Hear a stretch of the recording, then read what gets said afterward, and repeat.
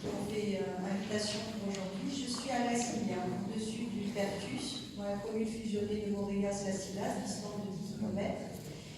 Donc nous sommes fusionnés juridiquement, mais nous avons des modes de vie différents, puisque Lassigna est à 600 mètres d'altitude et Montréal c'est en plaine.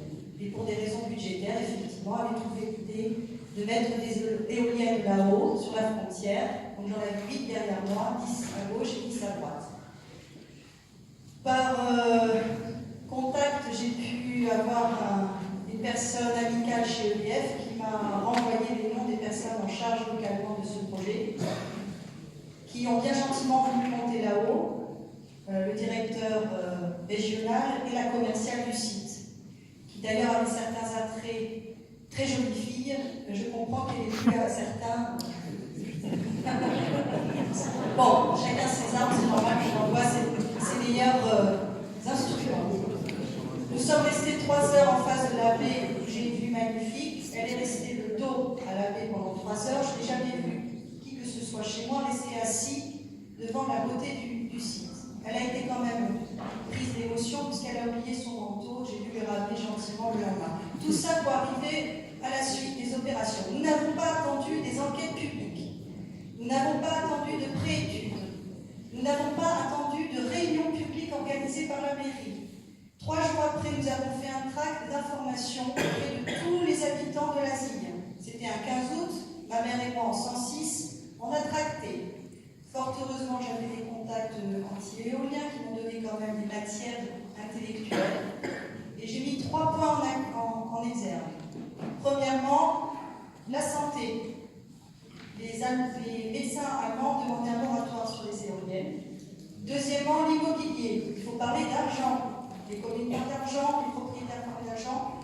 Je suis expert immobilier, une éolienne, c'est moins 50% sur la valeur de votre foncier.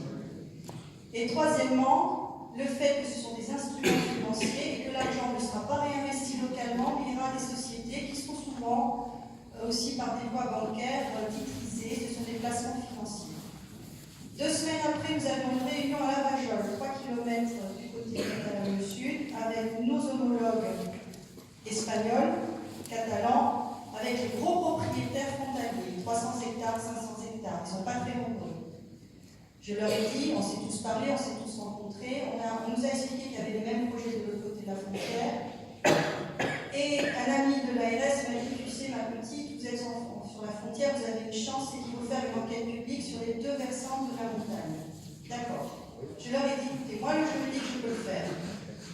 Mais il va falloir aller voir le maire de Montréal, c'est entre catalans, entre la poire, le vin et le café, lui expliquer ce n'est pas lui qui commande. Je peux faire le juridique, mais ça je ne peux pas faire. Ce sont des rapports de force, ce sont des rapports violents, tout dans la courtoisie, la gentillesse et l'amabilité. Donc si vous allez au juridique, ça ne peut être que le dernier ressort.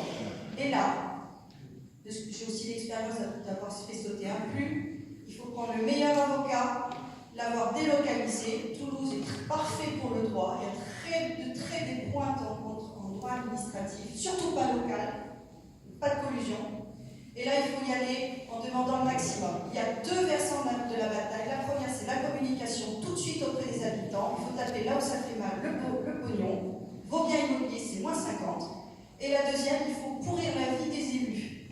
Une fois qu'on leur a effectivement expliqué les enjeux, c'est-à-dire il faut aller à tous les conseils municipaux, il faut les rencontrer à toutes les réunions publiques, et à chaque fois il faut mettre ça sur la table. Parce que la morale, je conclurai par ça, il y a un moment, ils sont las, c'est-à-dire qu'ils arrivent, effectivement, ce sont les plus forts, mais il y a un moment, ils en ont assez de l'opposition et lâcher. Donc il faut être tenace.